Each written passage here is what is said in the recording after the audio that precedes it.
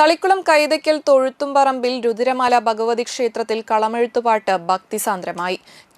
ഞായറാഴ്ച രാവിലെ ഗണപതി ഹവനം, തുടർന്ന് വിശേഷാൽ പൂജകളും, തുടർന്ന് മൂത്ത കൈമൾക്ക് രൂപക്കളം നടന്നു.